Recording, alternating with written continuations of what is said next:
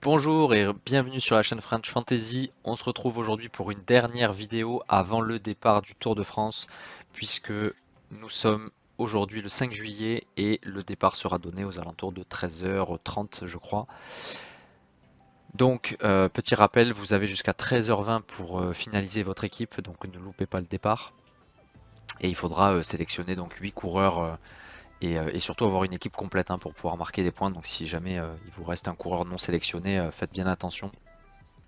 Alors avant de commencer et de vous montrer mon équipe, je voulais faire un petit focus quand même sur les résultats de l'année dernière en termes de points, parce que c'est toujours intéressant de voir finalement qu'est-ce qui rapporte des points dans le jeu et ça peut donner des idées sur les types de coureurs à sélectionner. Alors l'année dernière, si je prends sur sur tout le résultat, enfin sur toutes les étapes, on a finalement Tadej Pogacar qui est le coureur qui rapporte le plus de points, avec 3971 points au total, en prenant en compte à la fois les points réalisés sur les étapes et les points réalisés sur les maillots distinctifs. Parce que je vous rappelle, on a des points qui sont marqués à l'arrivée de chaque étape et des points qui sont marqués aussi en fonction des classements des coureurs à la fin de chaque étape. Donc ce qu'on voit, c'est que Tadej Pogacar était à un niveau stratosphérique avec 3971 points. Si on regarde au niveau du rapport, on va dire, points-prix, nombre d'étoiles, on voit que c'était le quatrième meilleur ratio. Donc c'était pas le meilleur, mais il restait quand même très très bon. Ensuite, on avait Remco Evenepoel qui arrive deuxième, donc avec 3243 points, donc très loin quand même de Pogacar, mais qui a été un très très bon niveau. Et deuxième en termes de rapport qualité-prix, donc ça c'est très intéressant à garder en tête. Pourquoi? Parce que Remco est très bon en chrono et surtout il est dans le classement du meilleur jeune. Et vous voyez que finalement sur toute la course ça lui rapporte 450 points rien que pour ça. Et cette année encore il devrait être devant au classement du meilleur jeune. Il n'y a pas grand monde pour le titiller si ce n'est peut-être un Lipovic. Mais, euh, mais je pense que ça pourrait encore être intéressant de garder Remco Evenepoel sous le coude. Ensuite Jonas Vingegaard qui termine troisième. Rapport qualité-prix déjà un peu moins bon, 8e au classement. Et surtout, on a des coureurs qui se sont illustrés, donc notamment Jonas Abrahamsen qui a été exceptionnel l'année dernière et qui a lui ramené énormément de points de par ses échappées. Si vous voyez, donc c'était le meilleur coureur en termes de rapport qualité-prix, puisqu'il était à seulement 7 crédits. Mais par contre, il a ramené 737 points pour l'ensemble de ses échappées sur le tour. Donc c'est là qu'on voit que depuis 2 ans, là, suite au changement de règles, euh, le fait de partir en échappée va permettre de maximiser les points. La problématique étant de savoir quels sont les coureurs qui vont avoir tendance à s'échapper. Mais à partir du moment où vous identifiez qu'un coureur va aller dans les échappées ou il le fait de façon répétée, c'est intéressant de le sélectionner parce que il va vous rapporter des points qui sont gratuits, euh, peu importe son résultat à la fin de l'étape.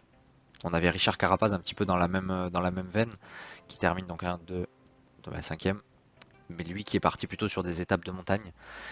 Donc ça veut dire que si vous voyez qu'un coureur plutôt en deuxième et troisième semaine vise les victoires d'étape ou le maillot à poids, donc parce qu'il est loin au général ou parce que c'est un de ses objectifs, dans ce cas-là c'est des pics très très intéressants. Voilà, on avait Binyam Girmay aussi qui termine sixième, qui était le sprinter le plus régulier, qui finit meilleur maillot vert. Et dans ce cas-là, encore une fois, l'information qu'on peut en tirer, c'est important d'identifier les coureurs qui vont se battre pour les maillots distinctifs, notamment le maillot vert, parce qu'un coureur qui ambitionne de gagner le maillot vert sprintera toujours à fond, même si c'est pour une place de 2, 3, 4, 5, et il pourrait se glisser dans des échappées, donc ramener des points encore une fois ici au niveau des échappées, et surtout il, il tentera de remporter les points du maillot vert, donc au sprint intermédiaire et aux arrivées. Voilà, après, qui c'est qu'on avait donc finalement, on voit quand même que c'est les meilleurs coureurs qui rapportent le plus de, de résultats. Euh, Principalement les sprinteurs et les grimpeurs en fin de tour. Et si on regarde par point per cost, donc on va dire les values qu'on a pu tirer de ces coureurs-là, Alors attendez. Tac tac tac, je me suis mis, c'est pas sur celui-là que j'aurais dû me mettre, autant pour moi. Paf, c'est sur celui-là. Voilà, on voit donc Abrahamsen a été la meilleure pépite hein, de l'année dernière. Alors moi pour la petite histoire, j'avais réussi à le sélectionner dès le début, donc ça avait été une bonne pioche dans beaucoup de mauvais choix. Remco Evenepoel très intéressant aussi, et il y avait eu Frank Vandenbroek qui avait été très très bon puisqu'il s'était échappé notamment sur la première étape avec Romain Bardet. Enfin, Romain Bardet l'avait rejoint par la suite, je crois, et il avait terminé deuxième de l'étape. Il était dans le classement du meilleur jeune, donc il avait été assez incroyable. Et ensuite, on avait retrouvé des coureurs qui s'étaient pas mal échappés, comme Javier Romo, qui s'était échappé pas mal, qui avait quand même 200 points au niveau du maillot du meilleur jeune. Voilà, on avait du Ben Illy aussi qui s'était pas mal échappé. Madouas, c'était intéressant, pas mal de fois en échappé également. Voilà, si on regarde ceux qui se sont le plus échappés, hop, on va regarder ça rapidement. Ah, alors, voilà. Donc on voit que c'était Jonas Abrahamsen qui s'était le plus échappé. On avait du Richard Carapaz, Lascano, Madouas, Ben Illy, Quentin Paché. Voilà, donc ça va être intéressant aussi d'essayer de retrouver ces coureurs-là, mais bon, c'est jamais évident. Il y a toujours une part de chance sur la sélection, donc il ne faut pas tout miser sur ça. Mais si vous voulez gagner dans ce jeu, il faudra réussir à trouver les baroudeurs de cette édition. Ensuite, juste avant de passer finalement sur les compositions d'équipe, si on fait un focus sur une première partie de tour, parce que moi c'est ce que je vous conseille et je vais partir sur cette stratégie-là, c'est de découper le tour en deux avec une partie plus sprint punch sur les premières étapes, qui va grosso modo jusqu'à la 10e étape à peu près.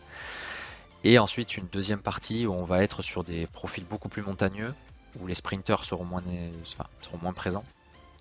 Et ça va permettre de construire deux équipes qu'on pourra changer, puisque je rappelle, il y a un nombre de transferts limité, donc il faut les utiliser à bon escient. Donc si on regarde l'année dernière sur la première partie de tour, on voit que... alors attendez, on va classer quand même par résultat en termes de points. On voit que Pogacar était déjà le premier à partir des 13 premières étapes. Donc ça montre que même sur des profils un petit peu punchy, il est quand même devant. Donc c'est pour moi quasiment un incontournable. On a Abrahamsen qui avait été extraordinaire. Est-ce qu'il sera à ce niveau-là cette année? C'est pas sûr. Evenepoel aussi était déjà devant, de par le chrono, de par ses attitudes de puncher et par le fait qu'il est obligé de suivre si Pogacar ou Vingegaard ou un des principaux du classement général attaque. Binyam Girmay, donc les sprinters bien sûr, en tout cas les sprinters qui dominent seront devant, et Vingegaard aussi était déjà devant. Et ensuite on a plutôt des coureurs baroudeurs qui se sont illustrés sur des étapes, puisque Turgis avait remporté l'étape des chemins je crois. Voilà. Donc on voit quand même que les premiers sont plutôt...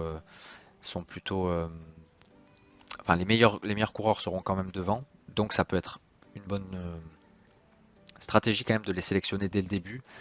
Mais il ne faut pas avoir forcément trop de bons grimpeurs dès le début. Je pense que c'est pas forcément nécessaire. Si on prend des coureurs comme Almeida par exemple, il était quand même très très loin hein, déjà dès le début, donc ça valait pas forcément le coup de tout miser sur ces coureurs-là, les Buitrago, Ciccone, Carapaz. Finalement, ils ont peu d'occasion de s'illustrer dès le début. Ensuite, donc comme je disais, le maillot blanc peut être intéressant. Si jamais vous avez des coureurs qui vous intéressent, vous hésitez entre deux. L'un est à moins de 25 ans et l'autre est à plus de 25 ans, bah, ça peut vous faire pencher vers le plus jeune parce qu'il aura son classement, on va dire, spécifique. Et sur les premières étapes, normalement, mis à part peut-être le chrono, on devrait avoir un classement général qui va rester à peu près stable. Donc des punchers qui sont jeunes, ça peut être une bonne stratégie. Voilà. Donc maintenant, regardons quand même ce qui va nous intéresser, c'est la constitution des équipes. Donc il y a plusieurs façons de faire. Soit vous partez avec une équipe qui, on va dire, est capable de tout faire sur le tour, avec les meilleurs coureurs et qui sont capables de s'exprimer sur tous les terrains, et vous ne ferez que quelques petits changements en cas de besoin. Dans ce cas-là, les meilleurs que sont Pogacar, Evenepoel, peut-être Vingegaard aussi seront à sélectionner. En sprinter, bien sûr, on a pour moi un triptyque, hein, il vous en faut au moins un des trois, entre Milan, Merlier ou Philipsen. Si vous n'en avez aucun de ces trois, à mon avis, vous allez perdre des points sur les étapes de plat. En avoir plusieurs, ça peut être intéressant si vous misez beaucoup sur les sprints. Mais il n'y en a pas tant que ça quand même. Et sinon, une autre approche, ça pourrait être de bâtir une équipe pour une première phase du tour qui est plutôt, on va dire, plate et punchy. Et ensuite de basculer, si on regarde au niveau des étapes, on a une première étape de plat pour les sprinters, une deuxième étape accidentée avec quelques petites bosses à l'arrivée. Donc on pourrait être sur des sprinters punchers ou des coureurs vraiment punchers style Van Der Poel, style Pogacar par exemple. La question, Wout van Aert par exemple, la question ça va être est-ce que les meilleurs vont se découvrir et est-ce que certains sprinters seront capables de passer. Ma seule interrogation sur les sprinters c'est Philipsen, parce qu'il grimpe quand même plutôt bien, il a une bonne giclette. Donc s'il passe, lui, sur des étapes comme ça, il peut être très bon. Après, est-ce que ce sera pas trop dur? C'est ça l'interrogation. Ensuite, on a une étape 3 plate, encore une fois. On a une étape aussi accidentée à Rouen. Donc même chose que l'étape 2. L'étape 5, c'est le chrono individuel qui devrait déjà figer un peu le classement. Et ensuite, on arrive sur une autre étape accidentée qui est celle de Normandie. L'étape 7 avec le mur de Bretagne. Donc là, arrivée puncher, voire grimpeur. Van Der Poel a gagné, mais on aura les meilleurs qui sont devant. Donc je pense que Pogacar, Vingegaard, Evenepoel, Wout van Aert peut-être, Thibaut Nice peut-être aussi également. Mais en tout cas, les meilleurs seront devant. Étape 8 de plat, étape 9 de plat. Et là, on peut commencer à changer sur l'étape 10 puisqu'on attaque la moyenne montagne avec beaucoup de dénivelé, beaucoup de points pour le maillot à pois. Donc je pense que là, on a déjà une première on va dire une première phase qui se termine, voire après au niveau de cette étape de plat qui est je crois la dernière, et ensuite on attaque vraiment de la très haute montagne. Donc en termes de sprint, enfin de composition d'équipe, pour moi Pogacar, bon, on va peut-être pas le mettre là, on va commencer là où il faut. Ici, moi je le mets, je considère qu'il est incontournable. Il a dit qu'il voulait essayer peut-être de se réserver un petit peu sur les premières étapes, mais j'y crois pas trop, j'avoue. Parce que sur des terrains de punch, enfin des terrains vallonnés, il a du temps à prendre sur Vingegaard. Et de toute façon, il y a le chrono quand même en étape 4. Donc je préfère l'avoir quand même, puisqu'en plus c'est le coureur le plus cher, donc c'est difficile de le ramener dans son équipe sans faire deux transferts. Ça veut dire que sinon il faudrait garder exactement le montant qu'il faut en termes d'étoiles pour pouvoir l'intégrer en un seul transfert, et je trouve que c'est trop compliqué et trop dangereux. Donc je préfère le prendre. Ensuite, au niveau des sprinters, c'est très difficile. Pour moi, on a Merlier qui est le meilleur sprinter en vitesse pure. Le meilleur cette saison. Pas celui qui grimpe le mieux. Donc déjà, ça c'est un petit peu embêtant. Il n'a pas le meilleur train, même s'il a un très bon poisson pilote. Donc c'est assez compliqué. Je pense qu'il vise vraiment les victoires d'étape et pas le maillot vert déjà. Et voilà. Donc il y a du bon et du moins bon. Ensuite, Philipsen. C'est le moins bon des trois en sprint cette année. Il a un peu moins de giclette. Il est quand même en forme parce qu'il a fait un très bon championnat de Belgique où il finit 3e je crois. Derrière Timo Ehlens et Evenepoel. Il aura quand même un très bon train parce qu'il aura Van Der Poel qui va l'emmener et Caden Groves je pense aussi. Maintenant est-ce que ça peut suffire pour gagner? Pas sûr. Et puis toujours entre Philipsen et Van Der Poel, c'est difficile de savoir lequel aura sa carte à jouer en fonction des étapes. On a normalement Philipsen qui va jouer les étapes, les étapes 1 à 4. Celle-là, ce sera pour Philipsen. Par contre, les étapes 2 et 3, pardon, l'étape 3 sera aussi pour Philipsen, mais les étapes 2 et 4, je pense que ça peut... Qu'est-ce que j'ai fait? Ça peut se jouer... Van Der Poel peut jouer sa carte. Je suis pas encore convaincu sur les étapes 2 et 4 pour tout vous dire. Par contre, là où je pense que de toute façon il jouera sa carte, c'est les étapes 6 et 7. Étant donné qu'il a déjà gagné cette étape, l'étape 7 là, enfin en tout cas avec l'arrivée à Mur de Bretagne. Donc étape 6 et 7, c'est sûr que ce sera pour Van Der Poel. Et ensuite les étapes 2 et 4 pourraient aussi être pour Van Der Poel. Donc c'est compliqué. Et ensuite Milan. Alors Milan, C'est celui qui a la meilleure équipe. Donc il a vraiment des coureurs qui sont venus pour l'emmener, hein. Je pense à du Consoni, à du... qui c'est qu'il y a d'autres dans cette équipe? On va les regarder. La Lidl Trek. Hop. Donc Skelmose, lui, aura son propre rôle. Thibaut Nice, je pense qu'il sera quand même là pour l'emmener. Quid Simon, surtout Jasper Stuyven, Consoni, Kuhns et Tuns. Tous ceux-là, ils seront vraiment au service de Milan. Qui vient vraiment avec des ambitions, hein. Il veut gagner des étapes, il veut jouer le maillot vert, ça c'est très important. Et puis il est éligible au maillot de meilleur jeune, donc ça fera quand même quelques points en plus. Et on peut se poser la question sur une première étape, même s'il termine deuxième derrière Merlier, avec les points du maillot blanc, ça pourrait être quasiment équivalent. Et, euh, et voilà, donc j'ai écouté une de ses interviews, donc il est revenu d'un stage. Un stage en montagne ou un stage de préparation et il a perdu beaucoup de poids a priori. Donc déjà qu'il grimpe plutôt pas mal, mieux que Merlier mais un peu moins que Philipsen, hein. Enfin même bien moins que Philipsen. Mais voilà, moi c'est celui que je choisis de sélectionner. Je pense que il n'y a pas d'erreur à partir avec Merlier, ce sera peut-être même une meilleure option au final. Et Philipsen, j'ai quelques réserves, mais ça reste une valeur sûre à ce niveau-là. Ensuite, c'est là où pour moi il y a déjà un premier choix qui se fait. Euh, Par exemple, entre ces trois coureurs que je trouve intéressants, Van Der Poel pour des étapes de puncher, Evenepoel parce que il sera quand même bien placé. Le chrono en étape 5 c'est pour lui, donc ça lui fait quasiment une victoire, presque une victoire sûre, quasi sûre, même s'il y aura du Ghana, il y aura du Roglic et du Vingegaard et Pogacar, mais c'est le meilleur coureur en contre-la-montre et de loin. Donc il est éligible au maillot blanc. J'avoue que j'ai encore des doutes. Je vais quand même vous faire l'équipe que j'ai actuellement. Est-ce que je changerai au dernier moment? Je sais pas. Mais pour le moment, je partirai plutôt sur Van Der Poel parce que je pense qu'il vise des victoires d'étape. Il a dit qu'il visait pas le maillot vert, donc c'est un peu compliqué. Mais bon, c'était une interview avec Philipsen à côté.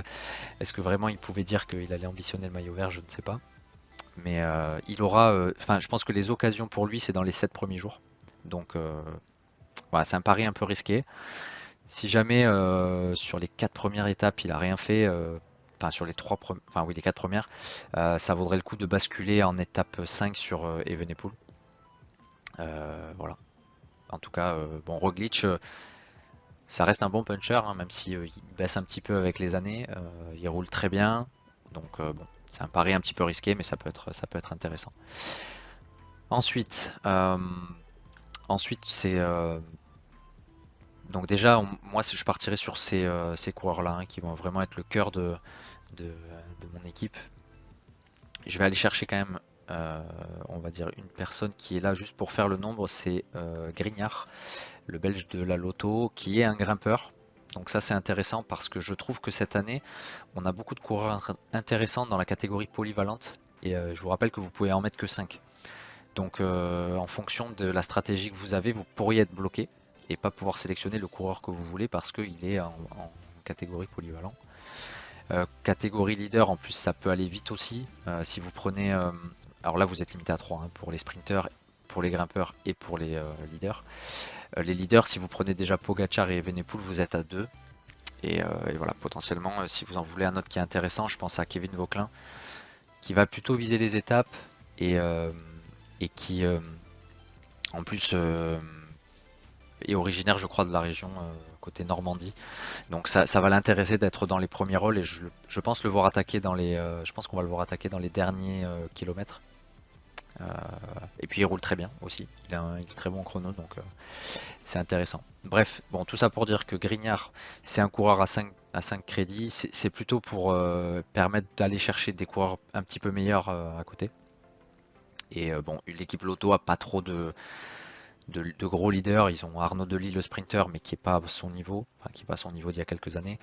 Et ils ont Van Velt, qui sera plutôt là pour jouer des étapes. Donc ils seront assez libres.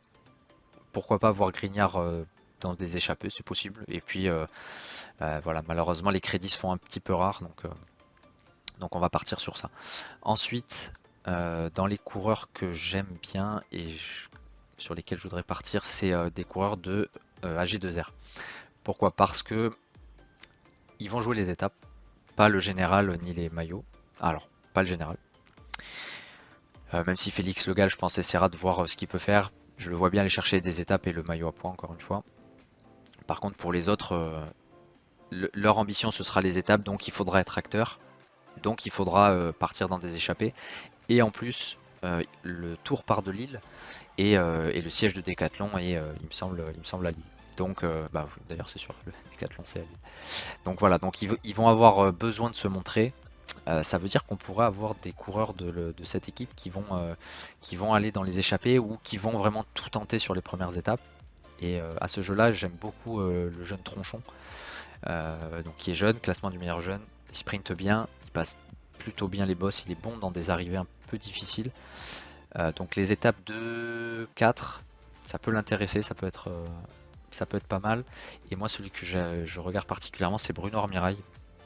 Pourquoi? Parce qu'il a été chercher, je crois, tous les maillots à poids des courses qu'il a réalisées jusqu'à présent. Donc le Tour du Pays Basque, je crois. Bah, on peut regarder rapidement. Donc c'est un des coureurs qui part le plus en échappée. Et bah, regardez, il s'est échappé donc sur l'UAE Tour, sur Paris-Nice. Sur le Tour de Catalogne, il termine 3e du meilleur grimpeur et il part 2 fois en échappée. Sur le Tour du Pays Basque, il part 3 fois en échappée et termine meilleur grimpeur. Et sur le Tour le Critérium du Dauphiné, il part 3 fois en échappée et il termine premier du meilleur grimpeur. Il est champion de France du contre-la-montre, donc l'étape 5, il sera dans les peut-être 10 premiers, où je pense qu'il donnera vraiment tout sur ça. Donc voilà, pour moi ça peut être intéressant. Ensuite, en coureur que j'aime beaucoup, alors, non, on va dire en coureur qui sert à faire le nombre déjà. Donc pour aller chercher des coureurs qui peuvent être intéressants, je trouve que c'est dans les 7 crédits que ça va se passer. Je peux vous en donner deux que je trouve vraiment pas mal. Le premier, c'est Alexis Renard, le coureur de la Cofidis, 7 crédits.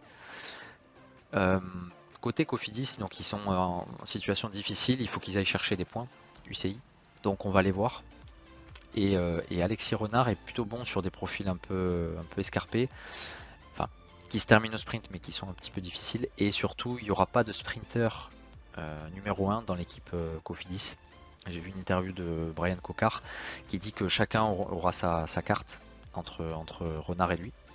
Et donc Renard, pourquoi pas le prendre pour ses petites arrivées sur la première semaine, ça peut être intéressant, et peut-être même qu'on le verra en échappée sur certaines étapes. Donc lui, je l'aime beaucoup. Et celui que moi je vais plutôt sélectionner, c'est Mathieu Vercher ou Maxime Vercher, je sais plus. Matteo Vercher, voilà. Pourquoi? Matteo Vercher, l'année dernière, il a été pas mal en vue. Matteo Vercher, on va les regarder. Hop. Où est-ce qu'il est? Il est où? Ici on avait Javier Romo. Tac tac tac. Attendez, on va faire par crédit. Ce sera plus simple. Paf. Donc là on est sur les plus gros. On va repartir sur les plus. Ah, pourquoi je le trouve pas? Ah oui, non, je me suis trompé. Ouais. Pardon, excusez-moi. C'est la magie du direct. Voilà. C'est ici les crédits. Donc il était à 7 crédits, je crois, l'année dernière. Non, pardon, il était à 6 crédits. Matteo Vercher, il est là. Voilà. Et donc, il s'est pas mal échappé. Et notamment, il a terminé, je crois, deuxième d'une étape remportée par Victor Campenart, je crois. Donc, ils étaient tous les deux, enfin, trois échappés, je crois, à la fin.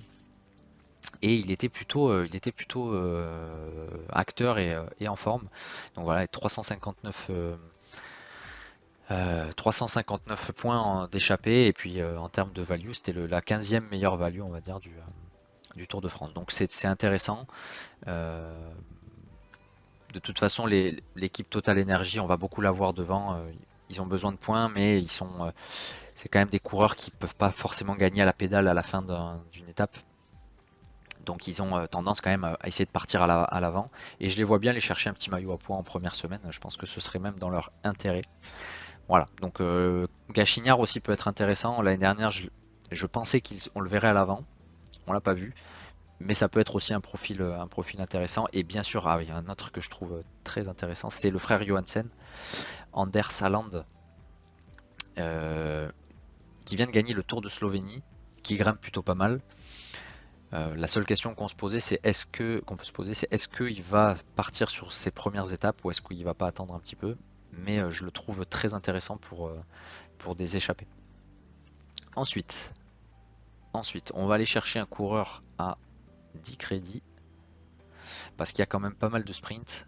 Donc, dans les 10 crédits, on a du Paul Pénouette qui peut être intéressant euh, parce qu'il est quand même rapide. On a Anthony Turgis qui peut être intéressant sur des étapes un peu difficiles. Jonas Abrahamsen, grosse interrogation. J'avoue que j'ai pas encore décidé totalement de le prendre ou de ne pas le prendre. Euh, donc l'année dernière c'était un must-have dans toutes les équipes, il était incroyable. Cette année je l'ai trouvé un petit peu plus en dedans sur le début de saison. Il avait l'air de monter quand même en forme et il s'est fracturé la clavicule il y a je sais pas 10 jours ou 15 jours. Et malgré tout il sera au départ du Tour de France. Il paraîtrait il cicatrise aussi vite qu'un enfant de 12 ans, donc bon, c'est un surhomme. La question ensuite, c'est est-ce que il sera pas trop diminué parce que malgré tout, il va être sollicité en termes de vibration sur le vélo. Mais si vous voulez prendre des risques qui peuvent payer, Abrahamsen sur les premières étapes, il aura carte blanche et je le vois bien partir. Sinon, il sera peut-être en dedans, il va peut-être se réserver pour remonter un petit peu en forme. Et il jouera peut-être le train pour le sprinter de la Uno X qui est Varenskold, je crois. Donc, point très intéressant pour Jonas Abrahamsen. Moi, celui que je vais aller chercher, c'est Emilien Janière. Emilien Janière, c'est un très bon sprinter. Alors, il est dans l'équipe Total Energy. Et voilà, il termine troisième de sprint massif. Il a fait des top 10 sur le critérium du Dauphiné où il y avait quand même un bon plateau. En Coupe de France, il va chercher des top 5, top 10. Voilà, à Paris-Nice, il avait terminé deuxième d'une très grosse étape, je crois, remportée par Mats Pedersen, si je dis pas de bêtises. Ah non, Tim Merlier, pardon. Et il était devant Mats Pedersen, Christophe, Arnaud Démarre, quand même des jolis noms. Euh, voilà, donc je le trouve intéressant. Il a pas mal couru quand même, mais Emilien Janière, c'est un coureur que je trouve très complet.